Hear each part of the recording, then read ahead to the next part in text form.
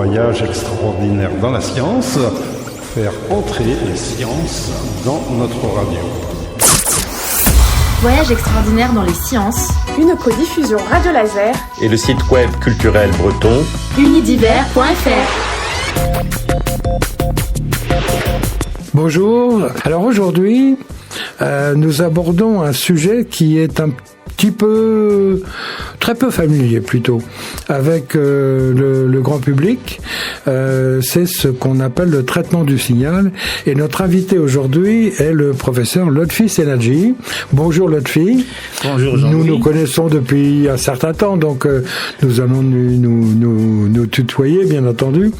Et comme d'habitude dans l'émission, nous allons retracer un petit peu le parcours, le laboratoire dans lequel les activités se développent, et puis aussi cette fois-ci un peu d'histoire, parce que c'est une discipline, le traitement du signal, qui a d'abord une histoire, mais qui est encore une histoire très jeune, et elle mérite justement à ce titre pour la faire comprendre à à nos auditeurs et à nos auditrices de quoi il s'agit et de quoi elle est faite aujourd'hui et demain.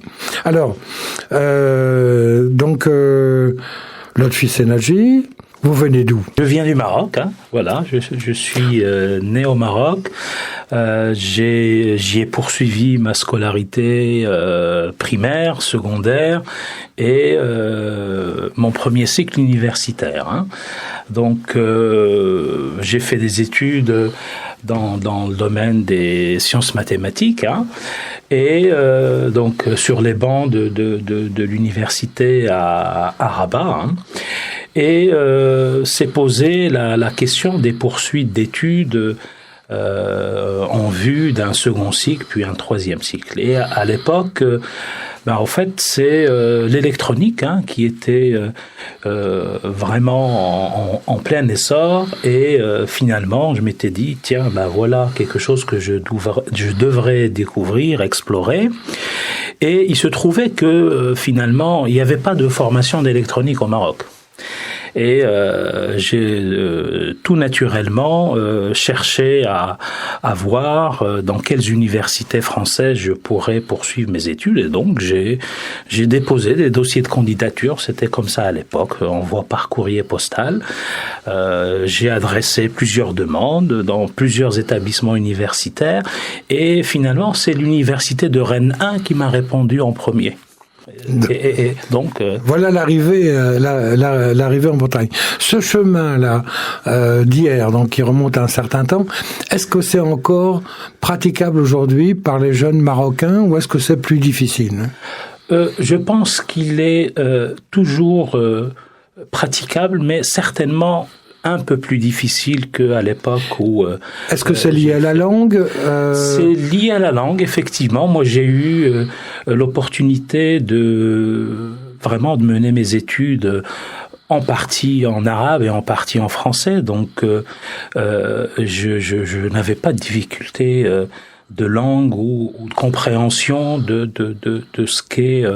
le schéma universitaire français, etc. J'ai eu des professeurs qui étaient des coopérants français au Maroc. Donc voilà. Aujourd'hui, ça l'est moins. Et effectivement, le parcours peut être un peu plus difficile dans ce sens-là. Il y a aussi un point peut-être important qui n'était pas à l'époque en place, c'est que quand je suis venu en France, en fait, il n'y avait pas de visa pour venir en France pour les Marocains. Il y avait ce qu'on appelait une carte de débarquement, donc un document qu'on remplissait en arrivant au niveau de la frontière, un point d'entrée en France. Voilà. Donc je pense que la langue aujourd'hui, les conditions d'accès sont un peu plus compliquées qu'avant. C'est un peu plus compliqué qu'avant. Alors, on va pas faire dérouler tout le processus de DEA, parce qu'à l'époque, on parlait pas de master, mais on parlait de DEA. Ensuite, de thèse. Ensuite, de recrutement comme maître de conférence à l'université. Et maintenant, professeur, directeur de laboratoire. avec de hautes responsabilités au niveau national. On en dira peut-être quelques mots tout à l'heure, mais on va rester quand même focalisé sur ce qui a été quand même l'essentiel de tes recherches, qui donc s'appelle dans notre jargon universitaire le traitement du signal. Mais avant de parler du traitement du signal, il faut peut-être quand même qu'on définisse qu'est-ce que le signal, parce que dans le monde d'aujourd'hui, tout le monde parle de l'image, des vidéos, etc. Mais le signal, finalement, il n'y a pas grand monde qui en parle. C'est moins parlant. C'est moins parlant, c'est le cas de le dire. Alors, est-ce qu'on peut essayer d'un petit peu délimiter ce que représente aujourd'hui le signal sans toujours qu'on en ait conscience? En fait, si on se réfère, finalement, j'ai regardé le dictionnaire hier sur ce sujet-là. Donc, il est écrit que un signal, c'est une grandeur physique de nature quelconque qui traduit ou véhicule une information. Voilà, ça reste quand même un peu abstrait. Ça reste quand même un petit peu abstrait. Maintenant, si on veut être un petit peu plus concret et comprendre cette notion de signal, parce qu'on est entouré de signaux, en fait, sans s'en rendre compte. Prenons par exemple, on se dit, chaque matin, en arrivant à Radio Laser, ici, devant la porte, à 8h, le matin, on relève la température. Et on fait ça tous les jours de l'année, et sur plusieurs années. En fait, au final, qu'est-ce qu'on va avoir? On va avoir un signal qui représente les variations de la température observée devant la porte d'entrée du studio à 8 heures. Et donc, à partir de ce signal de variation, on va pouvoir tirer un certain nombre d'informations sur la température, son évolution, sa moyenne, ses tendances, ses variations, etc. Donc ça, c'est un exemple simple qu'on peut faire. Je n'y aurais pas forcément pensé. Voilà, mais voilà, c'est un exemple simple que tout un chacun peut faire chez soi. Un autre exemple très parlant, c'est ce qu'on est en train de faire maintenant. On est en train d'échanger, donc on échange par le biais d'un signal qui est le signal de parole.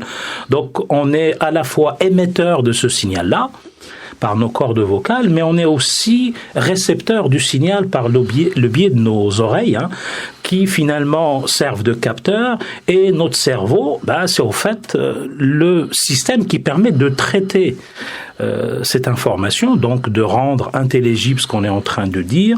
Donc on arrive de ce fait à communiquer et à comprendre ce qu'on raconte. Un autre exemple, c'est typiquement la musique. Voilà, donc c'est des exemples tout à fait simples pour un petit peu. Oui, donc on pourrait les multiplier. Les télécommunications, évidemment. Je suppose que le cœur est aussi le signal.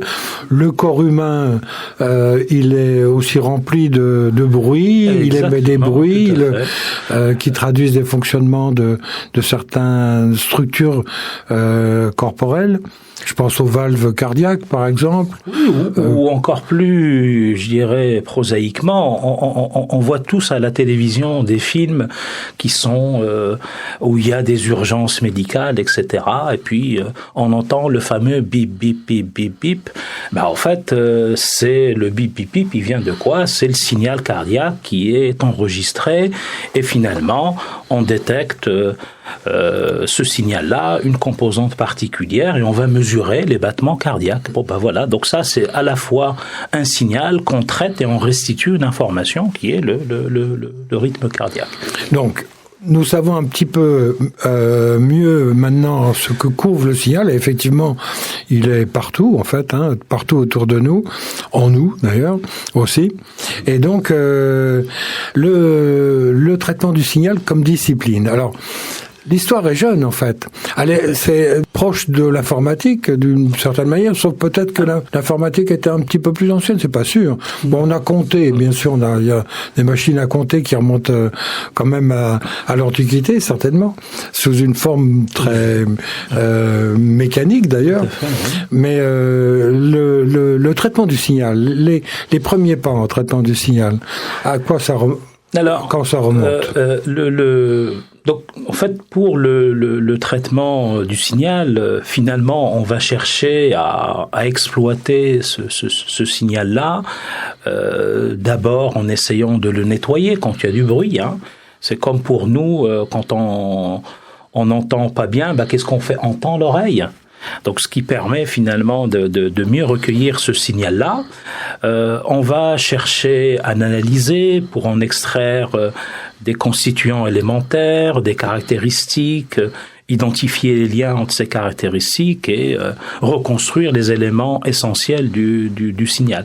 Alors, en tant que discipline, finalement, elle se trouve, comme tu l'as dit, Jean-Louis, elle est jeune, elle est au carrefour finalement de la physique, des mathématiques, de l'informatique. Cette dernière permet notamment d'implémenter efficacement les algorithmes de traitement du signal qu'on construit grâce à aux connaissances fines de la physique et la mise au point d'algorithmes de mathématiques appliquées. Hein. Et la discipline a été vraiment fondée d'un point de vue expérimental et mise en œuvre finalement durant les années 40. Hein. Malheureusement, pendant la Seconde Guerre mondiale, où il y avait de réels besoins de surveillance, de détection, hein, et ça a amené au développement de méthodes liées au radar, au sonar, hein. Et ce n'est que à l'après-guerre qu'il y a eu la mise en place de cadres théoriques plus formels, méthodologiques, dans ce contexte du traitement du signal, avec les théories autour de la communication, de la cybernétique, la théorie de l'information. Et là, il y a de grands noms aux États-Unis, essentiellement, avec Gabor, Wiener, Shannon et d'autres. Hein. Et au niveau national, donc l'école française de traitement de signal, qui est une école réputée au niveau mondial dans ce domaine, elle a été fondée par le professeur André Blanc-Lapierre. Donc là, on est dans le milieu des années 50 vers la fin des années 60. Donc le professeur Blanc-Lapierre était un physicien et mathématicien. Oui, il avait 2 thèses. Exactement. Il avait une thèse en mathématiques et une thèse en physique. D'abord en physique, puis en mathématiques, attention. Hein. Et puis il était normalien. Et en fait, il s'est intéressé à la caractérisation des bruits de fond. Dans le contexte de l'acoustique marine. Hein. Et pour cela, il a introduit la théorie et le concept des fonctions aléatoires pour modéliser et représenter ce bruit, le caractériser. Donc là, vraiment, c'est la racine de l'école française. Et c'est lui qui va avoir autour de lui après des jeunes. Exactement. Qui vont représenter après une sorte d'essaimage un peu partout en France. Oui, tout à fait. Alors moi je pense à Bernard Pissin-Bonneau, à Odile Maquis, à Pierre-Yves Arquès. Tu peux nous en dire quelques mots parce que... Oui, tout à fait. Donc le contexte, ça a été au fait l'université à Alger, hein, où était nommé le professeur André Blanc-Lapierre, où donc ces recherches ont été initiées en lien avec le centre des études nucléaires qu'il y avait à Alger. Donc le professeur, qui n'était pas professeur à l'époque, hein, Bernard Pissin-Bonneau l'a rejoint. Sur place, mener des recherches doctorales sur le sujet du traitement du signal. Après, cette équipe est revenue à la métropole, donc et plus précisément à Orsay, où le professeur André Blanc-Lapierre a pris la direction de l'accélérateur des particules linéaires sur Orsay. Et l'activité s'est développée avec Pissin-Bonneau. Tu as cité... Odile Maquis, qui a rejoint aussi cette équipe-là, Pierre-Yves Arquès dans les années 70, pour le développement de recherche à la fois pilotée par les finalités pratiques, expérimentales qui étaient les leurs, autour de l'acoustique sous-marine en particulier, et aussi par le développement de nouvelles approches méthodologiques. N'oublions pas que Madame Odile Maki est mathématicienne de formation. Donc il y avait vraiment un besoin de développement d'outils mathématiques pour la prise en charge de cette jeune discipline autour du traitement du signal. Et c'est vraiment le noyau qui a permis d'essaimer cette nouvelle discipline. Et il y avait vraiment aussi une convergence entre les intérêts de souveraineté, qu'on dirait aujourd'hui, de la défense nationale, l'industrie qui poussait, notamment Thomson à l'époque, les ministères concernés, et puis les chercheurs qui trouvaient un intérêt tout à fait particulier et une motivation première scientifique compte tenu des enjeux à la fois méthodologiques et pratiques. Oui, d'ailleurs là, c'est une caractéristique qu'on retrouve peut-être pas dans d'autres domaines, c'est que effectivement il y avait les enjeux stratégiques de défense français, mais le rôle de l'industrie a été quand même très très important pour le développement de la discipline. Alors, tu as cité Thomson, il y avait aussi la navale, je crois, exactement, la marine, ouais, qui a été vraiment un acteur important, fondamental, et sans doute aussi la Direction générale de l'armement. Alors, ils le sont peut-être encore aujourd'hui, mais c'est quand même quelque chose de très particulier et qui s'est retrouvé dans une organisation très particulière, je crois, qui s'appelle le GREDC. Et parmi les fondateurs, ou peut-être même le fondateur à l'origine, était peut-être l'industrie. Je ne sais pas. En fait, les collègues qui sont revenus autour d'André Blanc-Lapierre et de Bernard Pissin-Bonneau à Orsay, en fait, ils ont mis en place une organisation qui permettait effectivement de mettre en réseau, on dirait aujourd'hui, tous ces acteurs. Et donc, ça a été la création de l'association GREDC, qui est le groupement du traitement du signal et de l'image aujourd'hui. Et donc, cette association a permis de mettre en lien tous les acteurs publics, privés et académiques autour du traitement du signal au sens large. Et puis, cette association a été à l'origine de la première conférence mondiale du traitement de signal. Donc, qui a lieu, qui avait eu lieu en 1967. Et à l'époque, c'était Bernard Pissin-Bonneau, le président de la conférence, et André Blanc-Lapierre était le président de l'association GREDC. Et donc, cette conférence a été la première. Elle a eu lieu à Toulon. Non,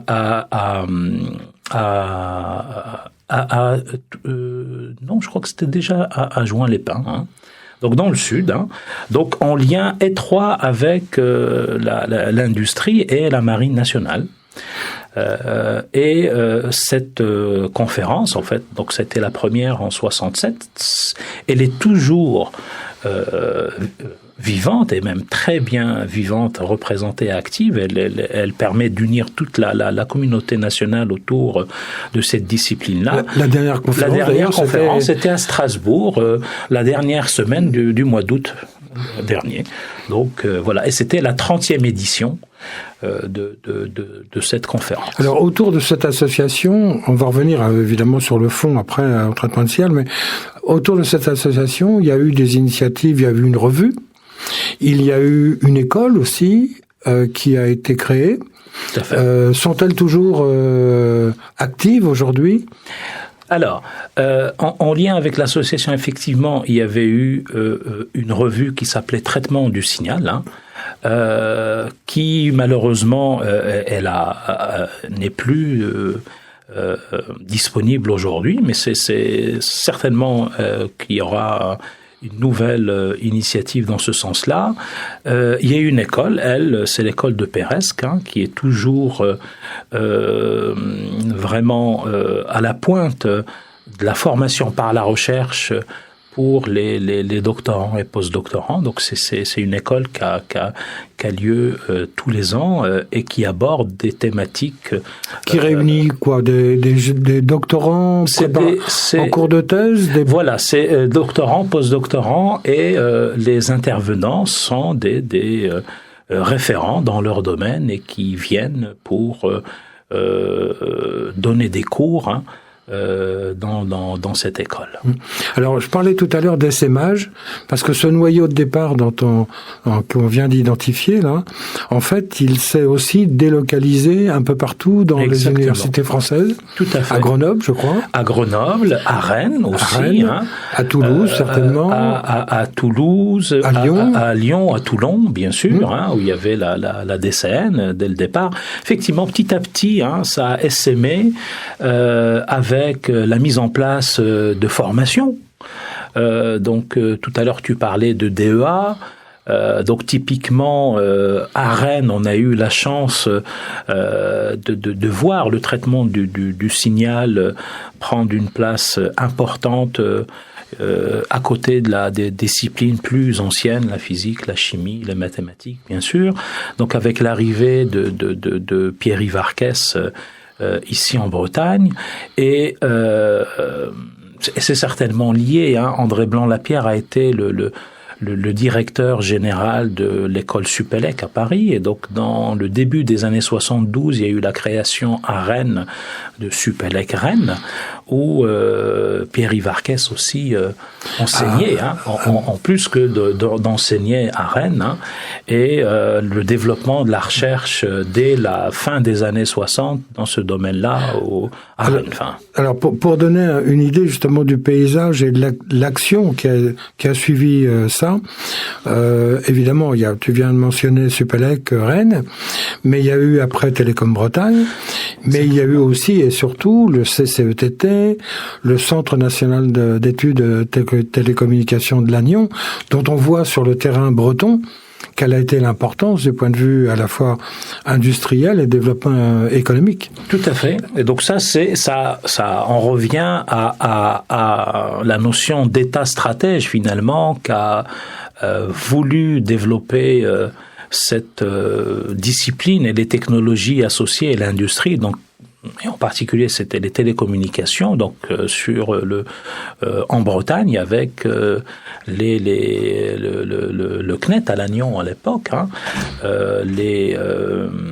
le CCETT à Rennes, et puis l'école d'ingénieurs, et tout un tissu d'entreprises autour, et de formations universitaires à différents niveaux, hein. C'était les IUT, les maîtrises des sciences et techniques. Oui, de l'époque, oui. Donc de technologie.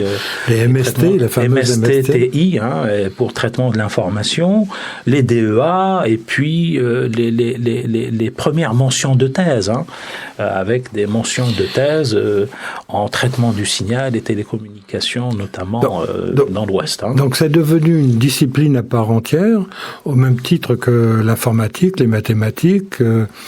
Exactement. La physique, et on peut dire aujourd'hui qu'elle est à la pignon sur rue, et que ce sont les formations qui sont développées dans ce cadre-là conduisent à des métiers, conduisent à des emplois qui évidemment sont très très ouverts encore aujourd'hui. Alors là, on vient de faire un tour qui est important à la fois du point de vue de l'histoire, mais aussi de quelques noms pionniers qui ont porté cette discipline. Est-ce qu'on peut revenir un petit peu à ce que ça représente du point de vue méthodologique? Alors, parce que tout à l'heure, tu as utilisé le terme de nettoyer, d'analyser. Est-ce qu'on peut donner des exemples concrets? Je pense à la parole bruitée, par exemple. Bon.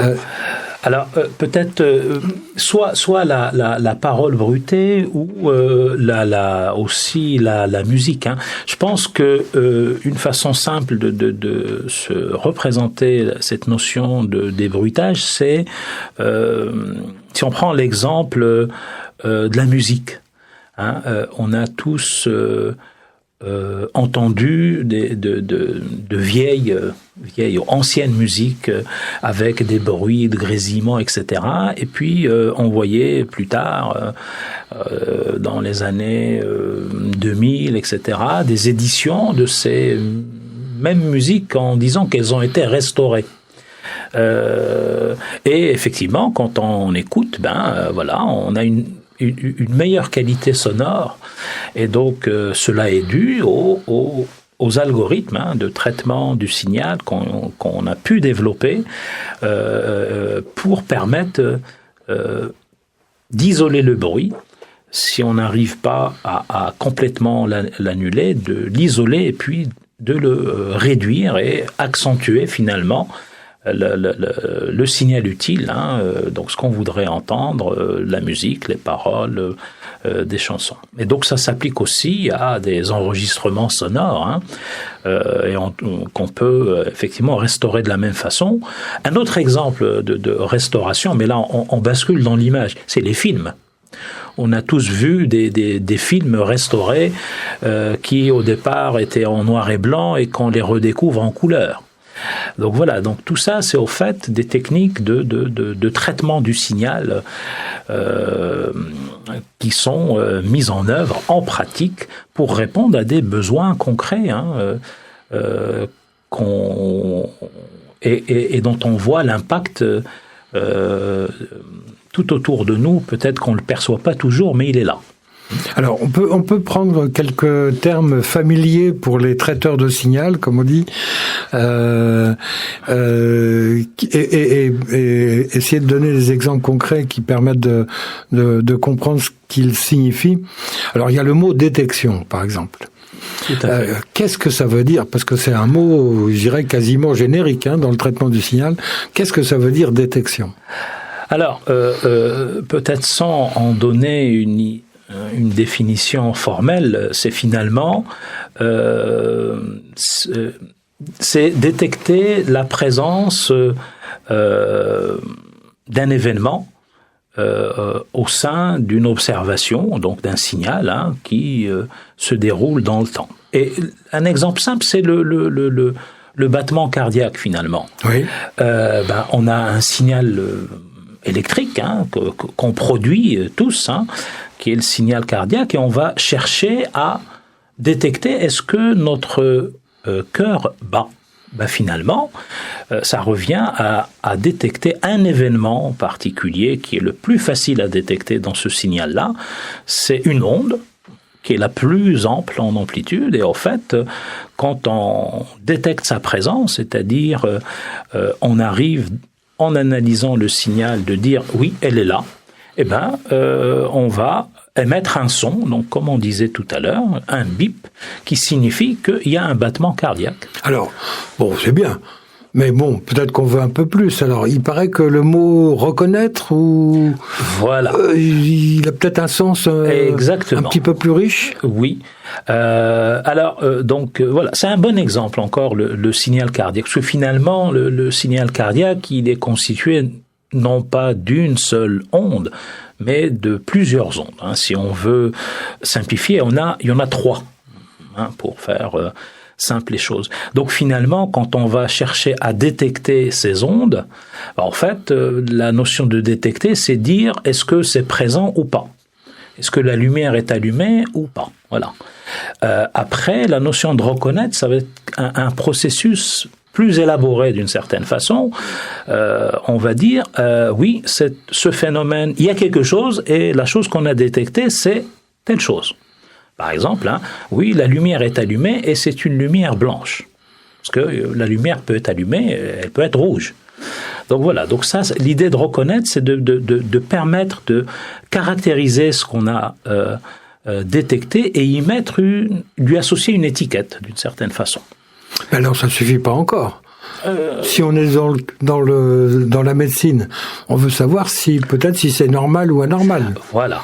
Donc ça, c'est encore... c'est là que ça devient intéressant finalement. On va dire, oui, on a détecté quelque chose, oui, on sait ce que c'est, et après, on va pouvoir dire, c'est tout à fait normal d'avoir ce phénomène-là, ou oh là là, c'est quelque chose qui n'aurait pas dû être là. Donc voilà, donc là, ça, on va au-delà de l'étiquetage et on va pouvoir émettre une hypothèse. Est-ce que ce qu'on a observé est tout à fait normal, ou bien est-ce que c'est un événement qui n'aurait pas dû être là et donc, d'une certaine façon, tirer un signal d'alarme. C'est un schéma assez général, parce que si on applique ça au sonar, par exemple, on pourrait se dire détecter, ça voudrait dire détecter s'il y a un objet qui circule dans les environs, et aller plus loin, ça voudrait dire on sait que cet objet, c'est celui-là. Voilà, exactement. On va étiqueter l'objet, finalement. Voilà. Donc, c'est un schéma très générique. Donc, c'est une chaîne, finalement, de traitement de l'information qui est assez générique, mais très puissante, finalement. Hein. C'est une chaîne de traitement qui va consister à récupérer un signal. Donc, à la base, il y a un capteur. On va mettre en forme ce signal, le nettoyer, donc le rendre le plus exploitable possible, etc. Et donc, il y a d'autres termes aussi qui sont importants, je crois. Il y a le terme compression.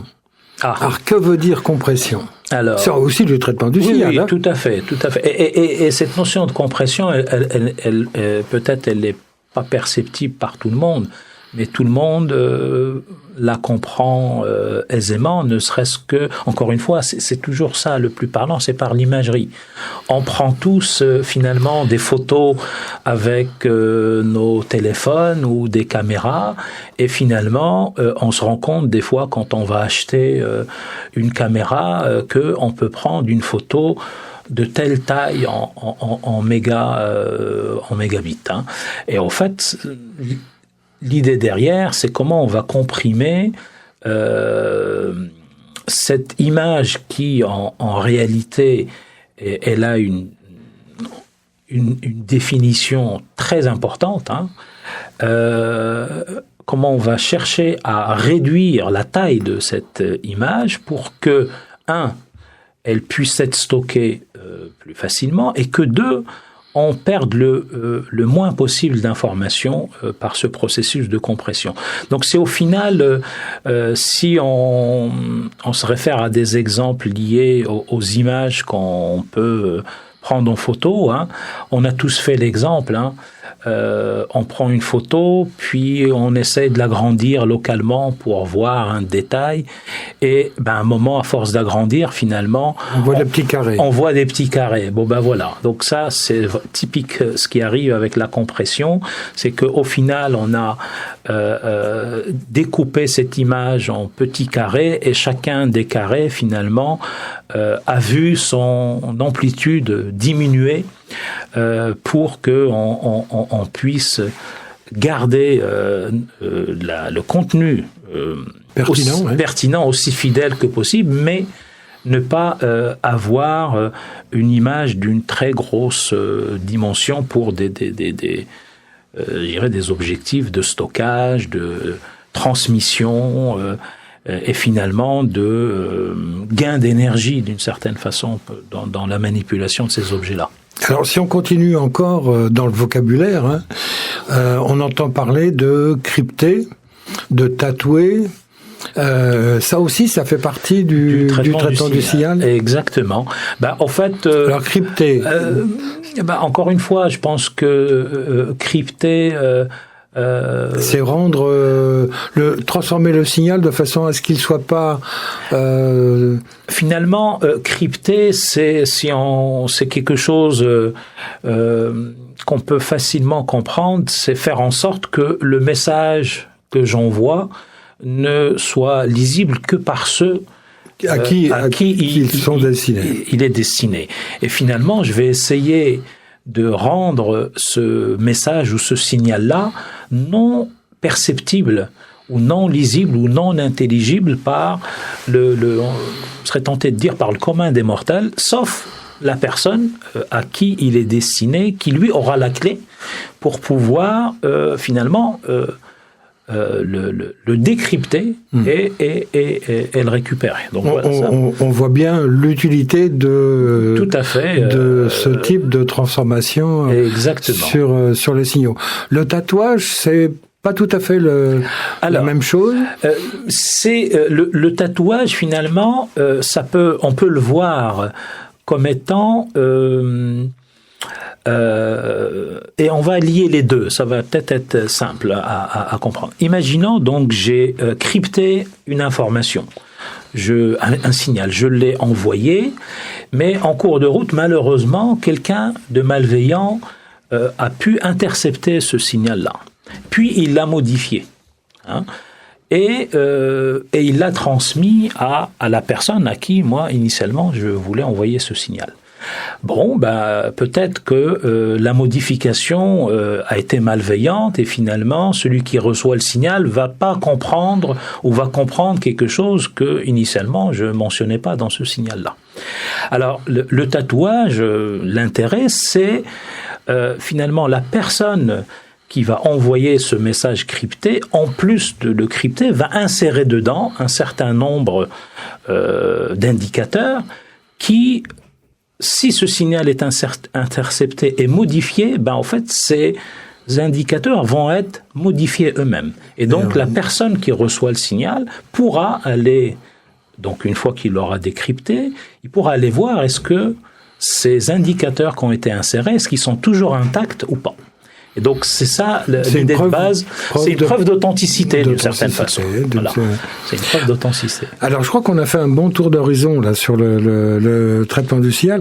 Alors maintenant, qu'est-ce qui se fait dans le laboratoire traitement du signal, dont tu as été directeur longtemps là et d'abord, qu'est-ce que c'est que ce laboratoire C'est l'université de Rennes, donc on a compris.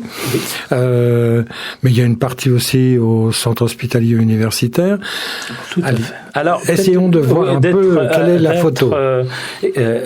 Aussi factuel sur ce laboratoire-là. Donc ce laboratoire-là, qui est donc le laboratoire de traitement de signal et de l'image, donc il a été créé dans fin des années 60, en 1969, par le professeur Pierre-Yves Arquès, donc c'était le laboratoire de traitement du signal. Et donc sa racine, elle est vraiment dans l'école française de traitement du signal. Et initialement, les travaux étaient centrés autour de l'acoustique sous-marine. Donc ça a été le fer de lance du laboratoire à Rennes, ici. Et puis, petit à petit, il y a eu une activité naissante par un certain nombre de collègues qui se reconnaîtront, n'est-ce pas, Jean-Louis? Donc, autour de l'imagerie. Et c'est ainsi que, dans les années 80, le laboratoire est devenu LTS. Pour image. Et petit à petit, l'activité du laboratoire, donc, qui a démarré autour de l'acoustique sous-marine, puis le traitement de la parole, l'imagerie est arrivée, puis l'imagerie médicale, les signaux biomédicaux. L'activité s'est orientée vers la recherche en technologie médicale, et pour finalement ne se consacré que à cela depuis une trentaine d'années aujourd'hui, avec des liens privilégiés avec l'INSERM, avec le centre hospitalier universitaire ici à Rennes.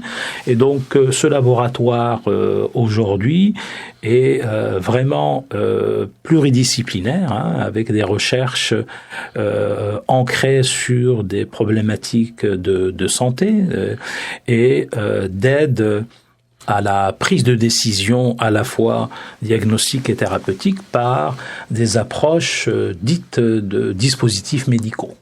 Donc on n'est pas sur la pharmacologie, on est plutôt sur l'élaboration de dispositifs médicaux. Donc ça peut être des objets physiques, mais aussi des approches algorithmiques de traitement de l'information en vue d'aide à la décision au sens large au niveau médical.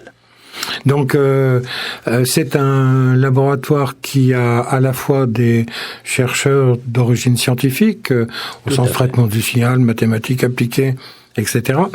Des chercheurs qui viennent du monde médical, cardiologie, neurologie. Donc, effectivement, en fait, on peut pas prétendre adresser des problématiques de technologie de santé sans avoir des équipes pluridisciplinaires. On parle pas de collaboration, on parle d'équipes pluridisciplinaires qui sont réunies, constituées, formées pour travailler autour d'une cible donnée. Donc, effectivement, les cibles qu'aborde le laboratoire, elles concernent les pathologies cardiovasculaires, neurologiques, mais aussi le cancer, le traitement par radiothérapie des cancers en particulier, mais aussi des problématiques liées à l'exploitation des données massives en santé. Donc ça aussi, c'est des enjeux très importants aujourd'hui. On entend tous parler de données massives, d'algorithmes d'IA pour exploiter ces données-là, etc. Alors, pour peut-être, il reste encore quelques minutes. J'aimerais qu'on parle des dernières avancées dans le domaine, parce que on a parlé des racines, mais il y a quand même beaucoup de choses récentes qui ont été apportées du point de vue des méthodes de traitement, et avec quelques confrères, je suppose, qui sont aussi des amis pour certains, qu'on pourrait avoir le plaisir de citer aujourd'hui et de saluer en même temps. Oui, tout à fait. Alors, peut-être juste parce que, quand même, c'est une discipline, le traitement de signal, où la recherche française a été très active. Et on peut remonter jusqu'à Joseph Fourier, finalement. Donc, illustre mathématicien qui, en travaillant, encore une fois, sur des problèmes concrets en physique, la propagation de la chaleur, il est arrivé à mettre au point une nouvelle approche mathématique qui est l'analyse de Fourier. Et cette analyse de Fourier, donc là, on est dans le 19e, elle est vraiment encore au cœur du traitement du signal. Et donc, il a fallu à peu près attendre presque 150 ans pour que des chercheurs américains mettent au point des algorithmes rapides de calcul de cette transformée de Fourier, et avec l'essor qu'a connu l'électronique, les processeurs donc de calcul, les ordinateurs, pouvoir implémenter cette transformation dedans. Et c'est vraiment ce qui a révolutionné le traitement du signal, donc le traitement numérique du signal, qui aujourd'hui, il est finalement la science derrière tout le monde numérique qui nous entoure. Donc, c'est des approches. Après, on peut parler aussi de l'extension de ces approches de Fourier avec les approches de transformation en temps-fréquence, le rôle aussi pionnier de chercheurs français dans ce domaine-là. On peut citer notre collègue Patrick Flandrin, de l'ENS Lyon et membre de l'Académie des sciences. On peut aussi citer tous les travaux d'extension qu'il y a eu aussi par le biais des approches en ondelette, et là encore des mathématiciens français ont joué des rôles pionniers. On peut citer Yves Meyer, avec ses travaux, les prix prestigieux qu'il a reçus dans ce contexte-là. Aujourd'hui, finalement, le traitement de signal, comme je disais tout à l'heure, il est au carrefour de la physique, des mathématiques appliquées, de l'informatique. Il se nourrit de ce triptyque-là, finalement, et permet, grâce aux évolutions, en fait, aussi des technologies, de l'arrivée de nouveaux capteurs, de nouvelles techniques d'acquisition, en fait, d'aborder les problèmes de manière différente, avec de nouvelles approches qui vont permettre de séparer des mélanges de signaux. On peut aussi mentionner en parlant par exemple d'imagerie médicale, les nouvelles techniques qui ont permis le développement vraiment très rapide des ultrasons, avec les travaux des collègues de l'ESPCI à Paris, et donc ces nouvelles modalités d'observation qui permettent d'accéder à des mécanismes, à des informations qui n'étaient pas aussi évidents à explorer à ce jour.